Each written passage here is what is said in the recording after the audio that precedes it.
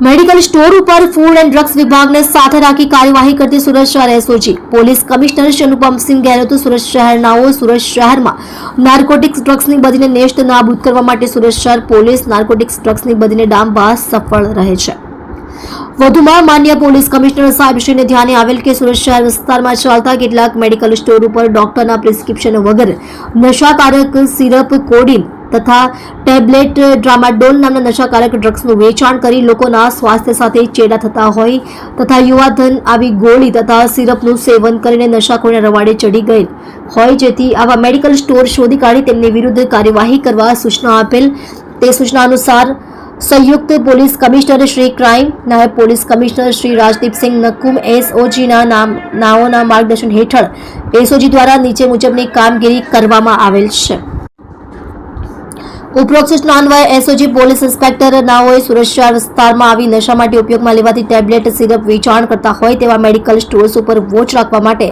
એસઓજીની અલગ અલગ ટીમો બનાવવામાં આવેલ। હેડ કોન્સ્ટેબલ જગદીશભાઈ શાંતિભાઈ તથા હેડ કોન્સ્ટેબલ રામજીભાઈ મોહનભાઈ નાઓને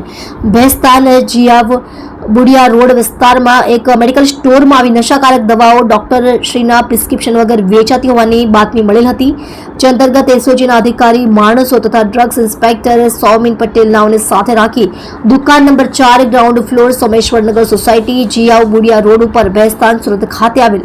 રાજ મેડિકલ સ્ટોર્સ નામના મેડિકલ સ્ટોર ઉપર ટ્રેપ ગોઠવી ડમી ગ્રાહકને મોકલતા મેડિકલ સ્ટોરના સંચાલક શ્રી રાકેશ ભવરલાલ પ્રજાપતિ, ઉંમર વર્ષ 26, ધંધો મેડિકલ વેપાર, રહે ઘર નંબર 192 રેશમા ચોકડી પાસે ભેસ્તાન પાંડેસરા સુરતવાળા કોઈ પણ જાતના ડોક્ટરના પ્રિસ્ક્રિપ્શન વગર નશાયુક્ત દવા ડ્રગ્સનું વેચાણ પોતાના મેડિકલ સ્ટોર ઉપરથી કરેલ, જેથી ઉપરોક્ત ટીમ દ્વારા તેના મેડિકલ સ્ટોર ઉપર ટ્રેપ ગોઠવી રેડ કરી નશો કરવા માટે ઉપયોગમાં લેવાતી પ્રિસ્ક્રિપ્શન વગર વેચાણ કરાતી કોડીન ફાસ્ફોટ સિરપ નંગ 6 તથા નશાકારક ટેબ્લેટ સ્પાસ્મો પ્રોક્સિવ્યોન પ્લસ S32 મળી કુલ ₹1,500 ની મત્તા મળી આવેલ હતી। ઉપરોક્ત મેડિકલ સ્ટોરમાંથી મળી આવેલ અને પ્રિસ્ક્રિપ્શન વગર વેચાણ કરાતી સિરપ તથા ટેબ્લેટના જથ્થા બાબતે ફૂડ એન્ડ ડ્રગ્સ વિભાગ દ્વારા આગળની તપાસ હાથ ધરેલ છે, તેમજ તેઓની તપાસ દરમિયાન ગેરકાયદેસર જણાઈ આવતી મેડિકલ સ્ટોરના લાયસન્સ ધારક તથા સંચાલક વિરુદ્ધ કાયદેસરની કાર્યવાહી હાથ ધરવામાં આવનાર છે।